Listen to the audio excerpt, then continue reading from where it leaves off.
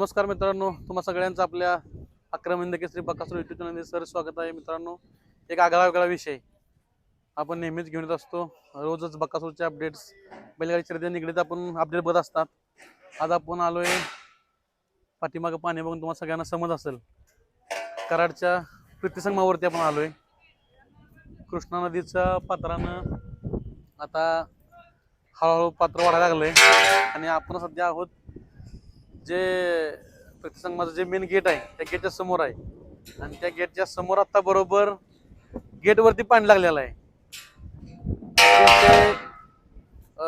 एकदम नदी पात्रानं रुद्र अवतार इथं हे केलाय. पाठीमागं तुम्ही बघत असाल तर पाळणे वगैरे सगळे पूर्णपणे पाण्याच्या खालती गेलेत. जवळजवळ पाणी पूर्ण घाटावरती पाणी आलं. इथं आजूबाजू सगळं शासकीय प्रशासनानं तिथलं सगळं येण्याचे मार्ग सगळे बंद केलेत. कुठल्याही प्रेक्षकांनी किंवा जे कोणी पाणी बघायला येत आहेत त्यांनी कृपया करून घाटावरती गर्दी करू नका, कारण कोणाला इथं सोडत नाहीत. एकदम कधी तुम्ही चित्र बघितलं का नाही मला माहिती नाही, पण आपल्या चॅनलच्या माध्यमातून जो हा कट्टा होता, मला मोठा पिंपळाचं झाड होतं, हे पिंपळाचा कट्टा पूर्णपणे मुजला आहे आणि हे पाणी तुम्ही आता बघू शकताय हळूहळू मंदिरात पाणी शिरलंय. चारी बाजूनं पाणीच पाणी दिसतंय. शासनानं किंवा प्रशासनानं जे नियम आता हाती घालून दिलेत, सगळ्यांनी सतर्क राहिलं पाहिजे आणि कोणी इकडे गर्दी करू नका, हेच या व्हिडिओच्या माध्यमातून सांगणं आहे. प्रीतिसंगमावरती पूर्णपणे पाणी आलेलं आहे. घाटावरची आता जी मेन बाजू बघितली, पाठीमागत मग सगळं माहिती आहे हे मंदिर आहेत.